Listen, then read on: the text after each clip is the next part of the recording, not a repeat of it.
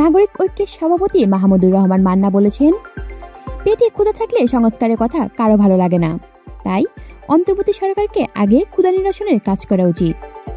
শনিবার অর্থাৎ 23 নভেম্বর রাজধানীর নতুন বাজার এলাকায় নাগরিক ঐক্যে ঢাকা মহানগর উত্তরের জনসভায় এমন মন্তব্য করেন তিনি।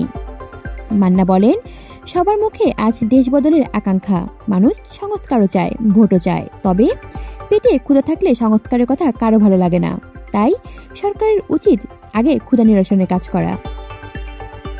তিনি আরো বলেন, দেশের 18 কোটি মানুষের মধ্যে 9 কোটি মানুষই দরিদ্র, এর মধ্যে 6 কোটি মানুষের কোনো আয়ের মাধ্যমই নেই। নাগরিক ঐক্য ক্ষমতায় যেতে পারলে দরিদ্র মানুষকে মাসে 1000 করে টাকা দেওয়া হবে, এক পরিবারে 4 জন থাকলে 4000 টাকা দেওয়া হবে।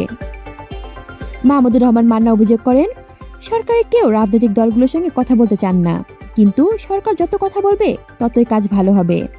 এই সময় যতটুকু সংস্কারের জন্য রাজনৈতিক দলগুলো রাজি, ততটুকু সংস্কার করা উচিত বলে মন্তব্য করেন তিনি। শেখ হাসিনা সরকারের সমালোচনা করে তিনি বলেন, শেখ হাসিনা জনগণের কল্যাণের জন্য কাজ করেননি, তিনি ক্ষমতা ছেড়ে দেওয়ার মানুষও ছিলেন না। যখন মানুষগুলোকে গুলি করে আন্দোলন দামানো যাবে না বলে সেনাবাহিনী জানিয়েছেন, তখন যান নিয়ে পালিয়ে গেছেন শেখ হাসিনা। বিদেশিরা তাকে টাকা ধারও দেয়নি, তবে ডক্টর ইউনূসকে $8 বিলিয়ন অনুদান দিয়েছেন। যে বিদেশিরা শেখ হাসিনার সময় টাকা পাঠানো বন্ধ করে দিয়েছিল, তারা ডক্টর ইউনূস আসার পর টাকা পাঠাতে শুরু করেছে। কলি শিকদার, বাংলা নিউজ নেটওয়ার্ক।